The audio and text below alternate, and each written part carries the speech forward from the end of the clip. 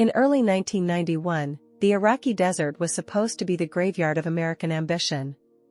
The world's fourth-largest army was dug into the sand, armed with thousands of Soviet-made tanks and hardened by a decade of constant warfare. Most experts predicted a bloodbath, a mechanical stalemate that would cost thousands of American lives. They claimed the high-tech M1 Abrams was too fragile for the heat, too thirsty for the desert, and too complicated for real combat. But when the dust settled after just 100 hours of ground war, the reality was so one-sided it defied military logic. Today, we are stripping away the myths of Desert Storm to see how the Abrams didn't just win a war, it staged a mechanical execution that changed the face of the earth forever. The road to the Persian Gulf was paved with deep anxiety. For years, the Pentagon's critics had mocked the M1 Abrams, calling it a gas guzzler and a logistic nightmare. The main point of contention was its revolutionary AGT-1500 gas turbine engine. While every other tank in the world used reliable, chugging diesels, the Americans had essentially put a jet engine inside a 60-ton steel box. Critics argued that the fine, talcum-like sand of Kuwait would be sucked into the turbines, glassing the blades and turning the world's most expensive tank into a stationary target in a matter of hours. As the massive American buildup, known as Operation Desert Shield, began, the pressure on tank crews was immense. They weren't just preparing for a fight, they were fighting the environment itself. To keep the engines breathing, crews had to perform grueling maintenance, cleaning air filters every few hours in the middle of sandstorms. This was the first open loop of the war. Could a machine designed for the cold, muddy plains of Germany survive in a place where the air itself was an abrasive weapon? The logistics tale was staggering, requiring a constant flow of fuel that the world had never seen for a single armored division.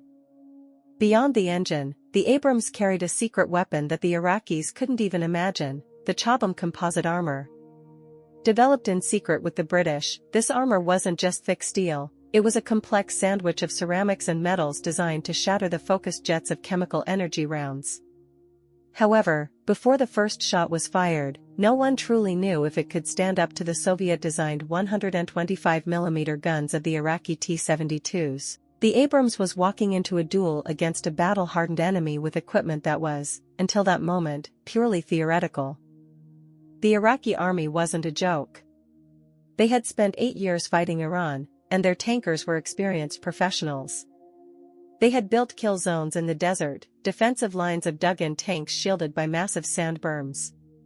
Their plan was simple: wait for the Americans to get stuck in the sand, and then pick them off with massed fire.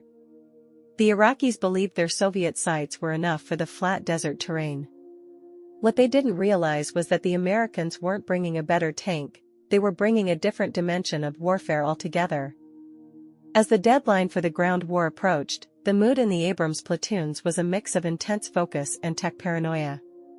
These men were sitting on top of the most advanced computers ever sent into battle, but they were surrounded by an ocean of fire. The burning oil wells lit by Saddam's retreating forces turned the sky black, creating a surreal, hellish landscape where day looked like night.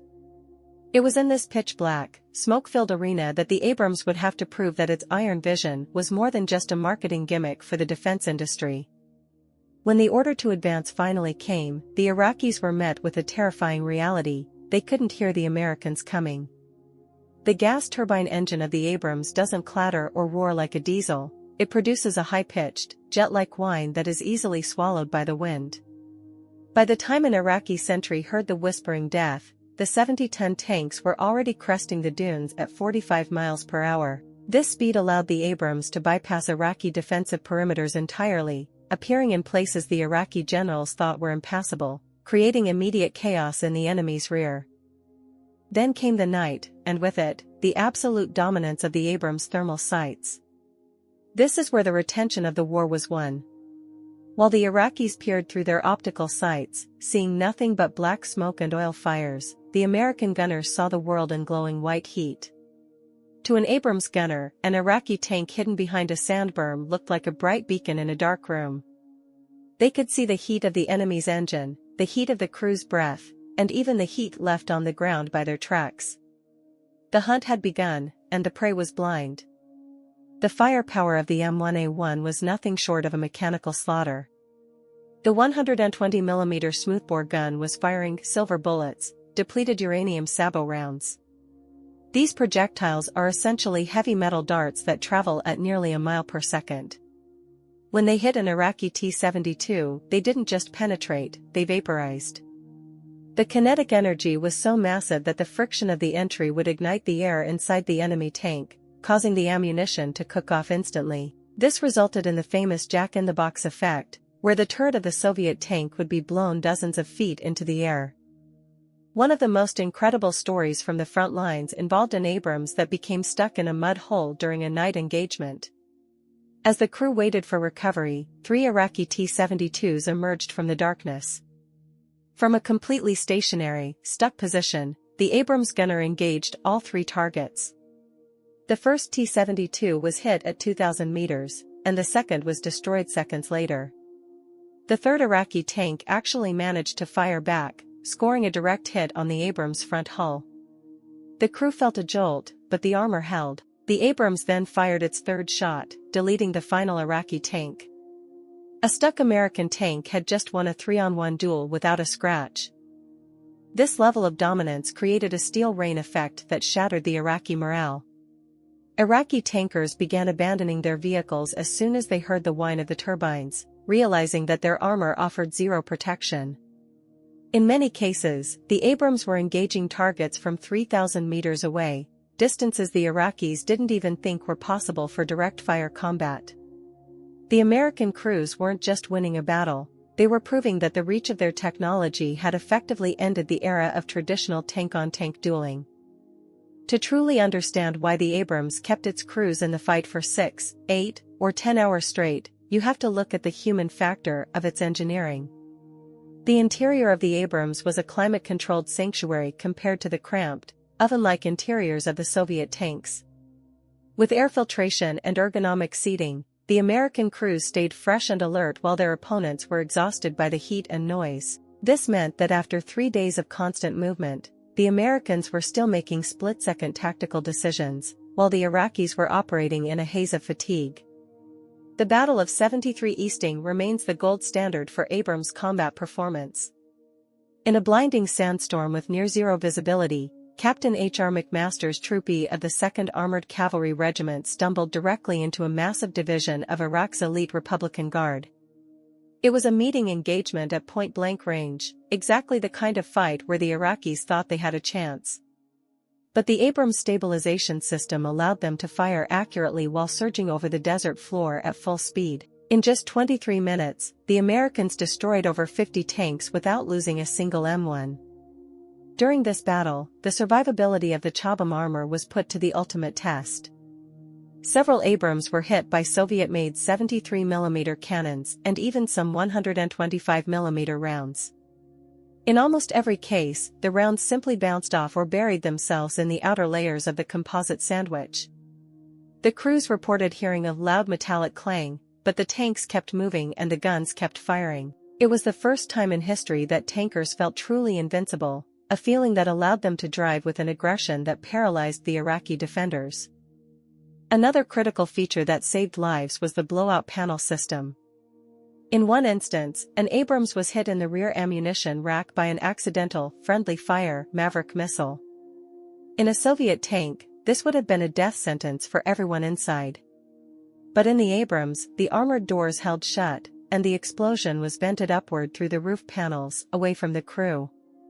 The tank was a total loss, but the crew walked away with nothing more than ringing ears. This crew-first design created a bond of trust between the men and their machine that is unique to the Abrams. By the end of the 100-hour war, the statistics were unbelievable. Out of nearly 2,000 Abrams deployed, only a handful were disabled, and most of those were due to landmines or friendly fire. Not a single American tanker was killed by enemy tank fire during the entire conflict. This total dominance wasn't just about the gun or the engine. It was about a system that integrated the pilot, the optics, and the armor into a single, lethal organism. The Abrams had survived its trial by fire, and in doing so, it had rewritten every textbook on armored warfare. The final analysis of the Abrams in 1991 is the story of a weapon that ended the Cold War debate. It proved that quality and technology are the ultimate force multipliers. A single Abrams brigade was worth more than an entire Iraqi corps because the Americans possessed the digital high ground. The success of Desert Storm turned the Abrams into the global benchmark for armor, forcing every other nation, from Russia to China, to completely rethink their tank designs to include thermal sights and composite armor. The cultural legacy of the '91 campaign turned the Abrams into a household name. It became the symbol of American military reset after the trauma of Vietnam. For the public, the Abrams was the magic tank that could win a war without casualties. But for the soldiers, it was the sacred steel that brought them home to their families. This reputation ensured that the Abrams would receive continuous funding and upgrades for the next 30 years, evolving into the M1A2 system enhancement packages we see today. However, the Gulf War also taught a dangerous lesson, that technology makes war easy. This myth would eventually be challenged in the urban streets of Baghdad a decade later, where the Abrams would face IEDs and close-quarters ambushes. But in the open desert of '91, the M1A1 was perfect. It was a machine built for a specific kind of violence, and it executed that mission with a level of perfection that may never be seen again in the history of warfare. It was the peak of the industrial age of armor. Looking back, the 1991 Abrams was the grandfather of the digital soldier. It was the first time an armored vehicle was truly integrated into a network of satellites, drones, and airborne command centers. The tank didn't just fire shells, it processed information. This shift from mechanical power to information power is what allowed a relatively small American force to dismantle a massive army. The Abrams was the pioneer of this revolution, proving that the most important part of a tank isn't the thickness of its steel, but the speed of its brain. Standing in a museum today, an M1A1 from the Gulf War looks like a silent titan. Its clean lines and imposing size still radiate a sense of absolute competence. It is a machine that changed the map of the Middle East in 4 days. From the whispering death that haunted Iraqi bunkers to the iron shield that protected American sons, the Abrams remains the ultimate tool of armored security. It is the machine that turned the desert into a permanent monument to armored excellence, a sovereign that still rules the plains of the modern battlefield. The M1 Abrams in Desert Storm was more than a tank, it was a technological declaration of war. It proved that in the modern era, the combination of superior vision, turbine speed, and crew-first engineering is an unbeatable formula. It remains the king of the ground, a 60-ton masterpiece of fire and absolute resilience that redefined victory itself. Thank you for joining us on this deep dive into the steel reign of 1991. Was the Abrams victory a result of superior engineering, or were the Iraqi T-72s just poorly handled? Let us know what you think in the comments. Don't forget to like and subscribe as we continue to explore the fire and steel of history. Peace out.